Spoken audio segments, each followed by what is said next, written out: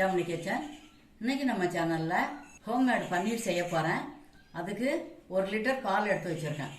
Homemade பன்னீர் எப்படி செய்யறதுன்னு பார்க்கலாம் வாங்க. பாலை கட் பண்ணி இந்த குண்டானில் ஊற்றிக்கலாம்.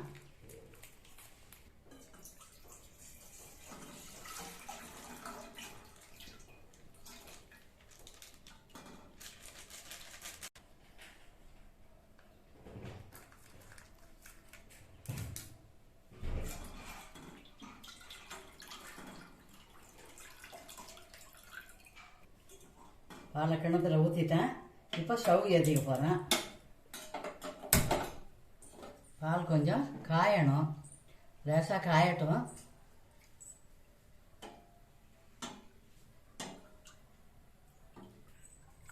பால் சூடு ஏறினது போதும். 1 லிட்டர் பாலுக்கு 2 ஸ்பூன் வினிகர் போட்டுக்கலாம். இப்போ பால் முறியறதுக்கு 2 ஸ்பூன் வினிகர் சேர்க்குறேன்.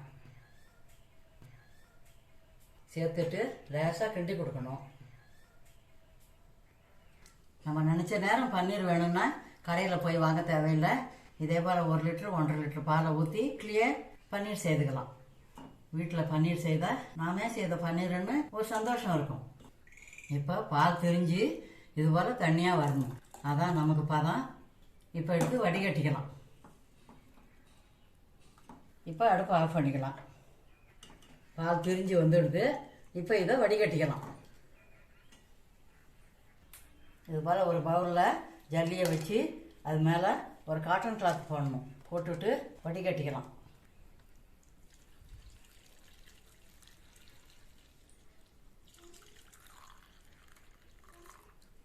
பாருங்க எவ்வளோ பன்னீர் கிடச்சிருக்கு.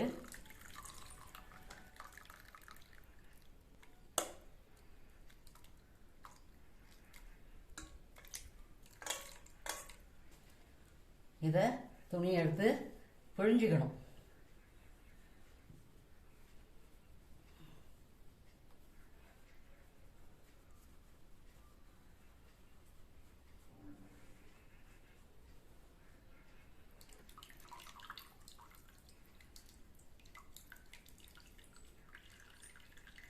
சூடு கொஞ்சம் ஆறட்டும், கையை வச்சு பிழிஞ்சிக்கலாம். இந்த தண்ணியை நம்ம வேஸ்ட் பண்ண தேவையில்லை.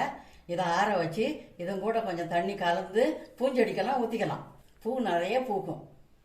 வேற ஒரு பவுல் கீழே வச்சுட்டு இப்போ இந்த பன்னீர் மேலே சாதா தண்ணியை ஊற்றிக்கலாம். அப்போ தான் நம்ம வினிகரில் போட்ட புளிப்பெல்லாம் இதில் இருக்காமல் சுத்தமாக இருக்கும். போட்டுட்டு அதே போல் புழியணும்.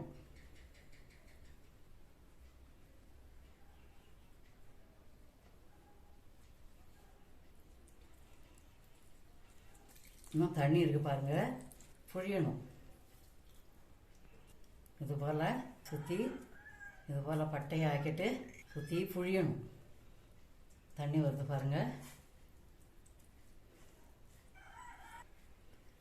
இன்னமும் இதை அலசணுன்னா வேறு தண்ணி வச்சு அதில் துவைச்சி புழிஞ்சி அலசினா சுத்தமாகிடும்.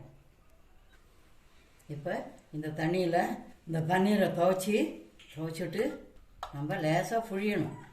புழியும் போதே இது போல் தட்டையாக வச்சு புழிஞ்சோம்னா ஷேப்பு தட்டையாக வந்துடும், இன்னும் சுத்தமாகிடும்.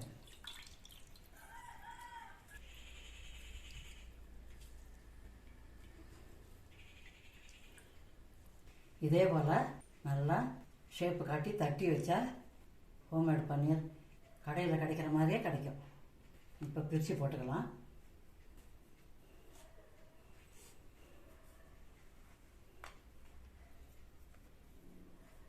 அழகாக வந்துடுது பாருங்கள்.